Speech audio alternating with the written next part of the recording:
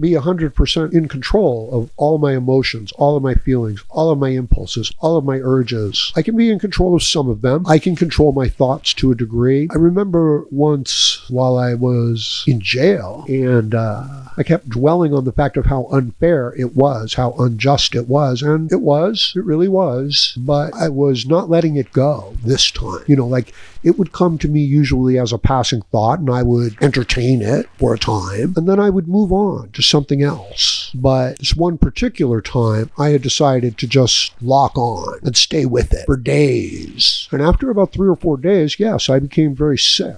I don't know, virus, flu, whatever. But yeah, it beat me down. And I was arguing with myself in my mind, and I was saying to myself, well, I can't help or control what I feel or what I think. I mean, this is the truth of the situation. And then I kept getting sicker. But then I realized, or I admitted to myself, or I came to the conclusion that yes, I can control what I think, what I feel, what thoughts I choose to dwell on. And that if I don't choose to dwell on things that don't make me sick, then I'm going to make myself sick. Now, this is a personal, self-reflection. I'm trying to really talk about this in a social context of how we interact with each other, how we get along with each other. No, you're not going to like everybody. It's not like everybody's going to be your friend, but I don't need to get sick over it. Like, I should be able to recognize, oh, I have nothing in common with this person. Their experience in life is completely different from mine. They're looking at things completely differently. Same thing means something different from me to them. I don't need to teach them or show them or explain it to them. And they don't need to teach me or show me or explain it to me. It's okay. We don't all have to be friends. That's okay. But we don't all have to be enemies, do we? I don't think so. That's what I'm arguing for. So this behavior that I'm saying we should curb in towards the other men, MGTOW, to the degree that we can. So naturally, the danger is the automatic response. Somebody's saying something casually without any great intent. Maybe they say something like, that's stupid, or I didn't understand that. And you, or rather I,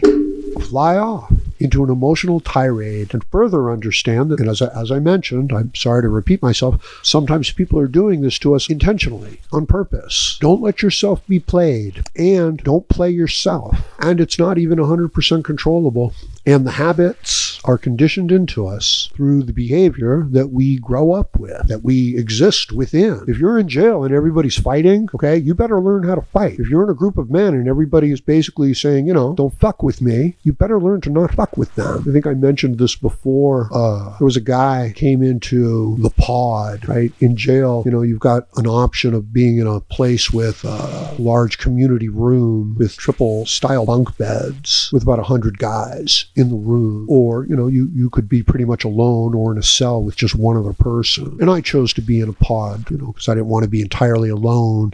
So all different types of people coming in and out and things like that. And there was this one guy, white guy, very, very sheltered, you know what I mean? Very emotional. Talked about his girlfriend and how much he missed her, had to fight back the tears. Talked about how much he missed his dog, his little puppies and shit like that. And, it wasn't appropriate. Not in that setting. Now, perhaps he thought he was, just being himself, but he was indulgent, too much emotion. And the other men tried to help him, but he wouldn't get it. And eventually he got his ass beat pretty badly. And I guess that he learned that lesson, but he had to get his, but it was bad. This wasn't just like, he got punched a couple times. No, this was, like he got his head cracked. He got a steel plate in his jaw. He had to go into isolation. And he had been warned many times. So your environment shapes you, and it should shape you to a degree. Sometimes it shapes you in the wrong way. For example, this guy, he'd been around too many women, too many emotional women, too many weak men for too long. He didn't recognize where he was, what the situation really was, that it wasn't appropriate to act in that manner in a group of men. And he ended up having to pay a life-changing price for not recognizing it,